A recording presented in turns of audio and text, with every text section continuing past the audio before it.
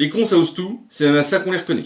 Au palmarès des sentences les plus citées par les imbéciles, la fameuse réplique tirée des tontons flingueurs arrive en deuxième position, juste derrière ce qui est devenu insupportable, on peut rire de tout, mais pas avec n'importe qui, de Desproges, que nous avons déjà traité dans cette rubrique. Audiard souffre du même mal posthume que Desproges. Il a écrit des milliards de trucs marrants, mais il se trouve que 65 millions de Français ne régurgitent qu'une seule phrase de l'auteur et toujours en conclusion de leur conversation de merde. À tel point que la réplique rigolote, déclamée par tous les sinistres tontons Marcel du pays, est devenue une sentence plus que lourdingue. Le cuistre, qui n'a pas les moyens de caler ses propos bancals avec une citation d'Anna Arendt, le fait avec une citation d'Audiard. Il lève le doigt et, la bouche en cœur, nous sort pour la 900 milliardième fois que les cons ça ose tout. Les cons ça ose surtout citer du Audiard en boucle. La phrase n'a plus ni goût ni saveur, la salive des abrutis est le plus efficace des détergents de la langue française. Le pauvre mec récite son psaume d'Audiard comme le ferait un curton en chair. Plus aucun humour n'habite cette réplique sans prétention. Ce qui était une virgule dans un film comique est devenu l'aiguille du Sacré-Cœur.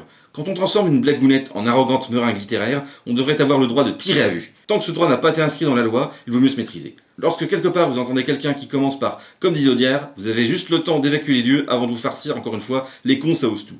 Oui, vous avez bien entendu, il a dit « comme disait Audiard ». Parce qu'en plus, le baltringue cite ses sources, des fois qu'on penserait à tort qu'il est l'auteur de cette pensée bouleversante. Mais avec qui peut-on confondre le rabâcheur d'Audiard? Un cendrier plein peut-être? Ou bien une verrue plantaire? T'inquiète pas, pépère, personne ne te poursuivra pour plagiat. Comme dit le grand Spinoza à Descartes dans un film fameux, va te faire chier dans la bouche, t'auras meilleure haleine. Je crois que vous en serez d'accord, il faut obliger les radoteurs d'Audiard à se regarder dans la glace chaque fois qu'ils s'apprêtent à citer l'auteur, afin qu'ils s'aperçoivent enfin à quoi l'on reconnaît un con. Amen.